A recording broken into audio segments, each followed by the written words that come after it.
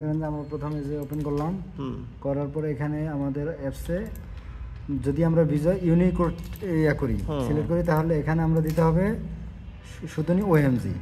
আর যদি এখানে আমরা ভিজা ক্লাসিক দেই, তাহলে এখানে দিতে হবে সুতনি এমজি।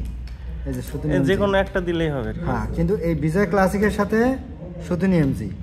আচ্ছা, আর যদি ইউনিকোড দেন, ইউনিকোড দিলে দিতে হবে ওএমজি অথবা নিকোশও দিতে পারেন, কিন্তু নিকোশও ফ্রন্টটা ভালো আসে না। এইগুলো যে সুতনি ওএমজি লেখা আর ওই যে নিকোশ, আরে নিকোশ হলো অনলাইনে, নিকোশ এবং ওএমজি অনলাইনে সাপোর্ট করে। আচ্ছা, কিন্তু এই যে ঝড়রা হলো না, এটা হলো সুতনি এমজি। ও আচ্ছা, এটাই তো বুঝে পাই না। এটা হলো সুতনি এমজি। হ্যাঁ, আপনি এমজি না পাইলে যে এটা দিবেন। হ্যাঁ, তাই সুতনি এমজি দিলে আর কি এটা অনলাইনে ফেটে যায়। এই ক্ষেত্রে আপনি সুতনি ওএমজি তে লিখবেন। ওএমজি তে ফ্রন্টটা ভালো আসে, আর নিকোশের ফ্রন্টটা একটু অন্যটা দেখতে সুন্দর লাগে না। আচ্ছা, নরমাল ফ্রন্ট তো 14-12 এরকম। 12-তে লেখে 12 থেকে 14 মানে না 12 থেকে 14। আর যদি আপনি 13 দিতে চান, তাহলে আপনার এখানে লেখা লাগবে। হ্যাঁ, তাহলে আপনি মনে করেন যেভাবে লেখা লাগবে 13, তাইলে হবে, এর নাইলে আসবে না। ওকে, তারপরে মনে করেন যে লেখলেন যেমন আমার নাম সিয়াম। এখানে সিয়াম। এই বাংলা টাইপের সিস্টেম ওই ইংলিশের মতো সিস্টেম আছে না? হ্যাঁ, এই যে মনে করেন এখানে আপনি এই হাতে এইখানে একটু এখানে আপনি এই হাতে মনে করেন যে যেমন আকার লিখতে চান, হ্যাঁ, মানে মনে করেন সরেয়া লিখতে চান, তাহলে প্রথমে দিবেন হসন্ত, তারপরে যে আকার।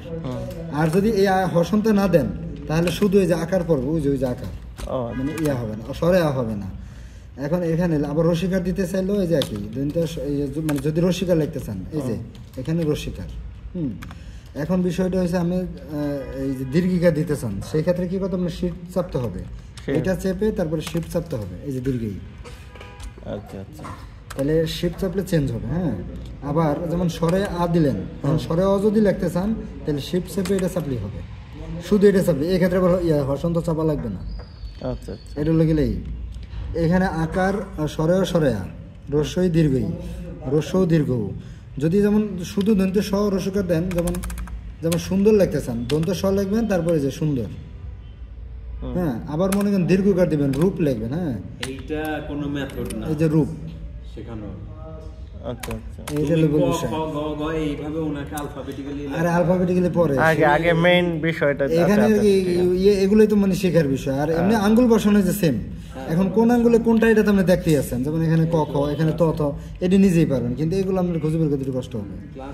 এরপরে যে রেপ রি,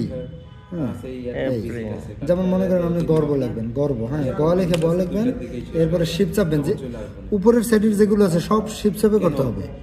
নর্মাল চাপে হলো নিচের লাইনগুলো আসবে। আচ্ছা, মানে আপনি যদি নর্মালি চাপ দেন, তাহলে নিচে আসবে। হ্যাঁ, তাহলে এই ক্ষেত্রে আপনি মনে করেন যে শিপ চাপে যে রেপ চাপ দিলেন, এই যে এটা, তাহলে ওই যে গর্ব হয়ে গেল। আর যদি ওইটা না করতেন, তাহলে হয়তো হলো আপনার যেমন মনে করেন যদি শুধু চাপ দিতেন, যে গব্রি হইতো, এই যে গব্রি, তাহলে নর্মালি এত হয়েছে নিচের গুলো, আর শিপ চেপে হলো সব উপরের গুলো, সব শিপ চেপে। হ্যাঁ, আর আপনার আকার রসিকার মানে রসু সরা লিখতে হলে হসন্ত চেপে ওইটা, মানে স্বরবর্ণগুলো লিখতে হলে অবশ্যই এটা লিখতে হবে। আর যদি ডাইরেক্ট লেখেন, তাহলে এগুলো আসবে না। আচ্ছা, এই আর কিছু না। আবার এই যে একার ওকার, এই ক্ষেত্রে একই সেম নিয়ম, আর কিছুই না। এখন আপনার কোন হাতে কোনটা, হাত বসানোর নিয়ম ওই সেম। এখন বিষয় হচ্ছে আপনি কোন হাতে কোনটা পাবেন, এটা আমরা প্র্যাকটিস করে যেমন মনে করেন যে আমি যেমন ক লিখলাম, তারপর আবার খ, তারপরে হচ্ছে মানে এই যে গ, এখানে হলো আমার এই আঙ্গুলে গ, এখানে এটা আমার মুখস্থ করতে হবে। এই যে ক খ গ ঘ, এরপর হচ্ছে উ না, এই যে উ আছে এখানে, এরপর হচ্ছে উ ক খ গ ঘ উ, তারপর হচ্ছে চ, তারপর হচ্ছে ছ, তারপর হচ্ছে মনে করেন কি, এইভাবে এই কদিন চেষ্টা করতে পারতাম রে, হারাই ফেলো বসে। যাই হোক, আমাদের শিয়াম 38 বছর সাব ইন্সপেক্টর আপাতত একটা পারফেক্ট একজন মানুষ, সবকিছুই জানে বুঝে। আপনারাও শিখতে পারলেন, আমরাও শিখতে পারলাম সাথে সাথে। লাইভ চলছে কিন্তু। আরে না, সমস্যা নেই। ওকে, চলো আজকে না। আচ্ছা।